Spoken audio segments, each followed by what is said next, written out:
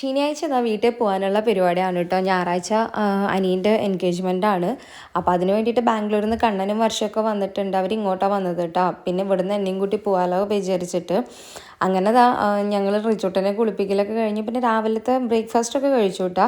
പിന്നെ അപ്പോഴേക്കും അവൻ ഉറങ്ങിയപ്പോൾ വിചാരിച്ചു അവനൊന്ന് ബ്യൂട്ടീഷ്യൻ ചെയ്തിട്ട് കൊണ്ടുപോകാമെന്ന്.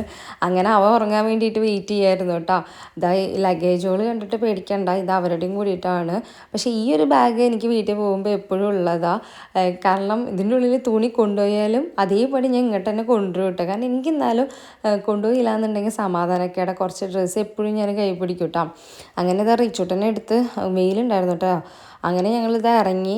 വടക്കാഞ്ചേരി ഒരു 1.5 മണിക്കൂർ ഞങ്ങൾക്ക് ട്രാഫിക് കിട്ടിയിട്ടോ. അവിടെ എന്തോ പാർട്ടിയുടെ പരിപാടി ഉണ്ടായിരുന്നു. പിന്നെ ഇതാ വീടെത്തി. എല്ലാവരും നല്ല ഹാപ്പിയിലാണ്. കാരണം ഇവൻ്റെ കല്യാണം എന്ന് പറഞ്ഞു കഴിഞ്ഞാൽ ഞങ്ങൾ അത്രയും ആഗ്രഹിച്ചൊരു, എന്താ പറയുക, ഇപ്പം ഇങ്ങനെ വെയിറ്റ് ചെയ്തിരിക്കുന്നൊരു സംഭവമാണ് കേട്ടോ. അങ്ങനെ അത് എല്ലാവരും റിച്ചോട്ടനെ കളിപ്പിച്ച് ഞങ്ങൾ കുറച്ച് നേരം അങ്ങനെ ഇരുന്നു. പിന്നെ ചായ കുടിച്ചു.